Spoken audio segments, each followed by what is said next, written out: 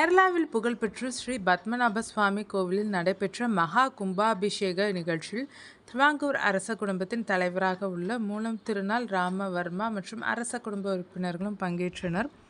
கேரளாவில் புகழ்பெற்ற ஸ்ரீ பத்மநாப சுவாமி கோவிலில் புதுப்பிக்கும் பணியானது சமீபத்தில் நிறைவடைந்தது.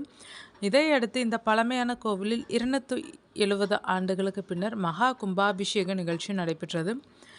இதனைத் தொடர்ந்து புரோகிதர்கள் சடங்குகளை செய்தனர். இதில் திருவாங்கூர் அரச குடும்பத்தின் தலைவராக உள்ள மூலம் திருநாள் ராமவர்மா கோவிலில் சாமி தரிசனம் செய்த பின்னர் இந்த சடங்குகள் மேற்கொள்ளப்பட்டன.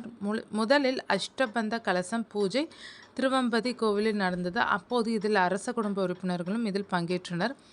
அதனைத் தொடர்ந்து காலை 8 மணி அளவில் 300 ஆண்டுகள் பழமை வாய்ந்த விஸ்வக்சேனா சிலை மீண்டும் நிறுவும் பணி நடைபெற்றது. இதன் பின்பு தந்திரிகள், புரோகிதர்கள் ஆகியோருடன் அரச குடும்ப தலைவர் ஆகியோர் ஊர்வலம் சென்றனர். அப்போது பக்தர்கள் நாராயண மந்திரம் உச்சரித்தனர். இந்த அரிய சடங்கு நிகழ்ச்சியில் கேரளா கவர்னர் விஸ்வநாத் ராஜேந்திர அர்லேக்கரும் கலந்து கொண்டார். இந்த சடங்கை பக்தர்கள் கண்டு களிக்கும் வகையில் 4 நுழைவு வாயில்களும் வீடியோ காட்சிக்கும் ஏற்பாடு செய்யப்பட்டிருந்தது. சாமி தரிசனம் செய்வதற்காக காலை முதல் நீண்ட வரிசையில் பக்தர்கள் காத்திருந்தனர்.